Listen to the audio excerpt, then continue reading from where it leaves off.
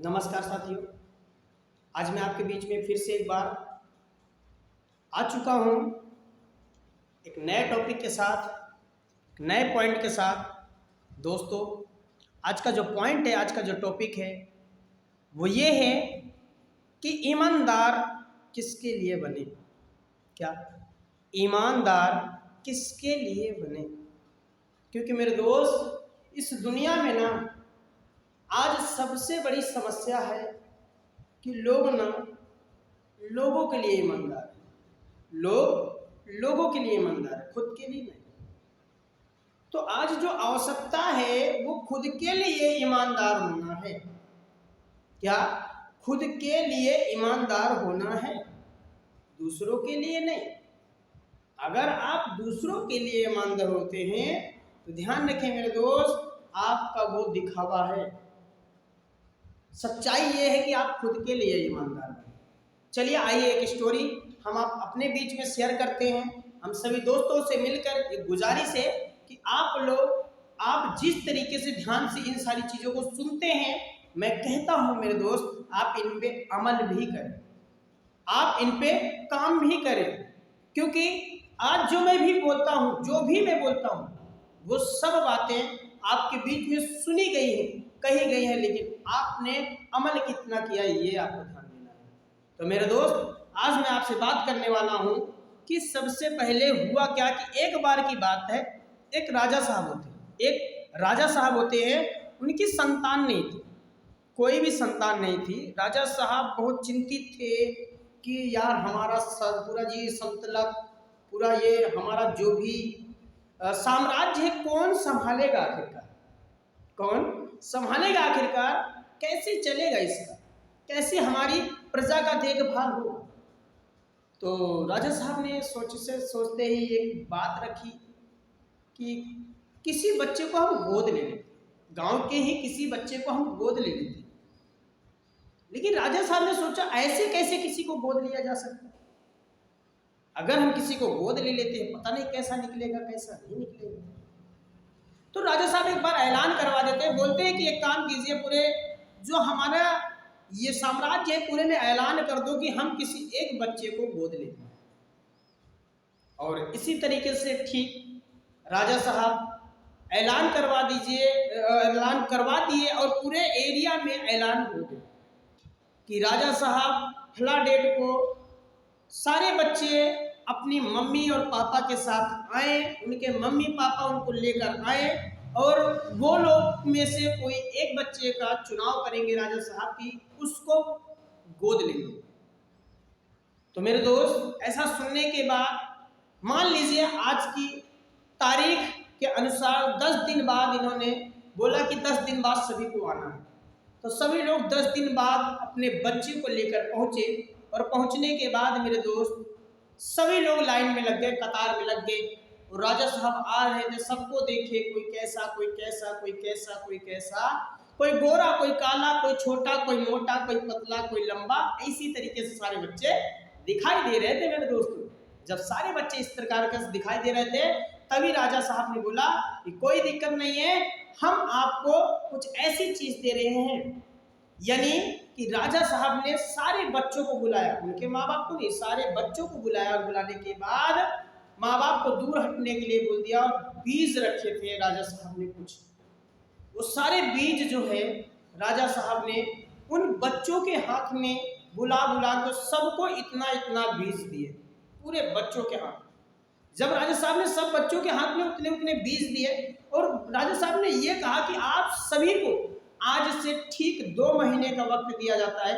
इस पूरे 2 महीने में आपको इस बीज को बोना है, लगाना है किसी गमले में, और उसके बाद जो भी, मुझे नहीं पता ये किस चीज का बीज है, लेकिन हाँ जब ये उगेगा तो जो भी उगेगा आपको गमले सहित लेकर आना।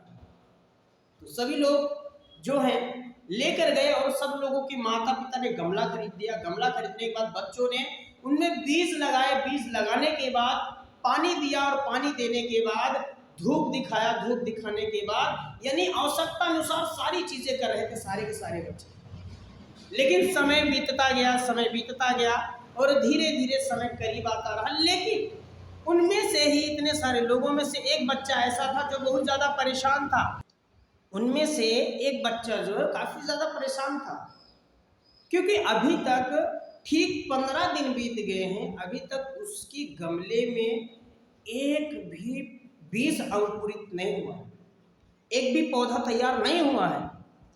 अब ऐसे में बहुत ज़्यादा चिंतित था वो लड़का। उसकी माँ से वो बोलता है, उसके पिताजी भी नहीं थे, माँ से बोलता है, माँ आखिरकार क्या हो रहा है, मैं इसको गमले को धूप भी दिखाता हूँ, पानी भी देता हूँ, खाद भी दे रहा हूँ, फिर भी ऐसा क्यों नहीं हो रहा है। माँ ने बोला कि बेटा आप अपना काम करते रहो, वो भी ईमानदारी से।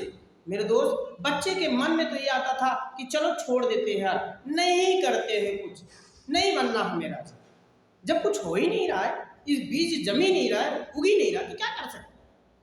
तो मेरे दोस्त, बच्चा बहुत डिप्रेशन था, टेंशन था, करे तो क्या करे। फिर उसकी माँ उसे समझाती रही। इसे करते करते करते सारे बच्चों के गमले में अच्छे अच्छे पुष्प आए हैं, अच्छे अच्छे फल आए हैं। सब लोग तैयारी में हैं कि हम राजा जी के पास जाएंगे और हमारा लड़का जो है राजा के लिए चुनाव होगा। तो दोस्त, अब वो बच्चा जब गमला देखा तो कुछ भी नहीं हुआ, 2 महीने तक भी। वो डायरेक्टली सीधा उस गमले को ले जाने से मना किया, बोला मम्मी मैं नहीं लेके जाना, क्योंकि इसमें कुछ हुआ ही नहीं, लेकर भी जाके क्या मतलब निकलेगा। तो डायरेक्टली मेरे दोस्त, वो बच्चा नहीं जा रहा था, उसकी माँ ने उसको हिम्मत दिया कि बेटा चलो, कोई बात नहीं, जो होगा देखा जाएगा।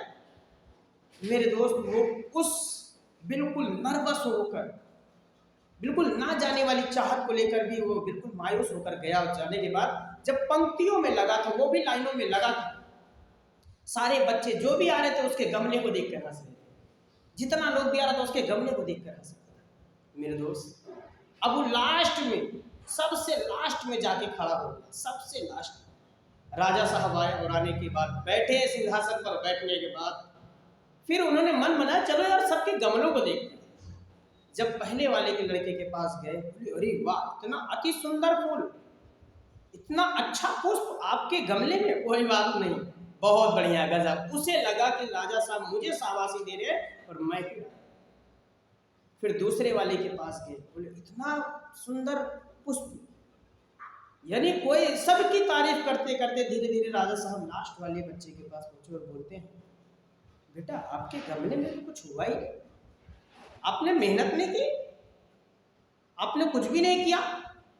बच्चा रोने लग गया, मायूस हो गया। बोला राजा साहब, मैंने अपनी ज़रूरत से भी ज़्यादा इसे हर वो चीज़ देने की कोशिश करी, लेकिन शायद मेरे नसीब में ऐसा कुछ नहीं था, इसलिए मुझे ऐसा समझ में आ रहा। तो राजा साहब बोले कोई बात। और सब लोग उत्सुक था कि यार मैं राजा बनूंगा, मैं राजा के लिए चुनाव जाऊंगा, मैं राजा साहब मुझ पर हाथ रखेंगे, मुझे लेंगे। और लास्ट में मेरे दोस्त, जब ऐलान होता है, राजा साहब ने बोला कि सबसे लास्ट वाले बच्चे को लेकर आया जाए जिसके गमले में कुछ। सबकी आंखें ऐसे फटी की फटी रह गई, सबकी आंखें फटी की फटी रह गई मेरे दोस्तों। जानते हैं क्यों? वो इसलिए क्योंकि राजा साहब एक ऐसे बंदे को राजा चुनने के लिए, राजा का चुनाव के लिए ले रहे जिसके गमले में कुछ भी नहीं। तो भाई साहब सब बहुत ज़्यादा वहाँ पे बातें होने लग गई, आपस में बहुत सारा कैलकुलेशन हो गया। लेकिन राजा साहब ने क्या किया, बोले सब लोग शांत हो जाइए, मैं जानता हूँ कौन कितना ईमानदार है, क्योंकि मैंने जो सभी लोगों को बीज दिए थे वो बीज बंजर थे, एक भी बीज उसमें से उपजाऊ नहीं थे। और आप सभी लोगों ने चीटिंग किया है, फ्रॉड किया है। सारे बीज मार्केट से आप लोग ला के आप लोग तरह तरह के गमले में लगाए और तरह तरह का पुष्प, तरह तरह का पौधा लेकर आए हैं मेरे सामने। लेकिन इस बच्चे ने पूरी ईमानदारी के साथ मेहनत किया और पूरी लगन के साथ मेहनत किया और इसके गमले में कुछ भी नहीं हुआ, फिर भी ये लेकर आया हमारा सामने गमला। ये हिम्मत नहीं होती लोगों के पास कि गमला लेकर आया जाए। तो मेरे दोस्त, मैं आपसे यही कहना चाहूँगा, इस स्टोरी से हमें आपको यह सीखने को मिलता है कि खुद के लिए ईमानदार बने, ना कि लोगों के लिए। आपकी ईमानदारी की जो भी रिजल्ट मिलने हैं वो मिलेंगे। आप ईमानदार तो बनिए, आप अपने पक्के उस फील्ड के ईमानदार तो बनिए मेरे दोस्त। मिलेगा, इतना मिलेगा रख नहीं पाओगे, भर भर के मिलेगा मेरे दोस्त। बाकी फिर आपसे मिलते हैं नेक्स्ट टाइम में, तब तक के लिए थैंक यू सो मच दोस्त।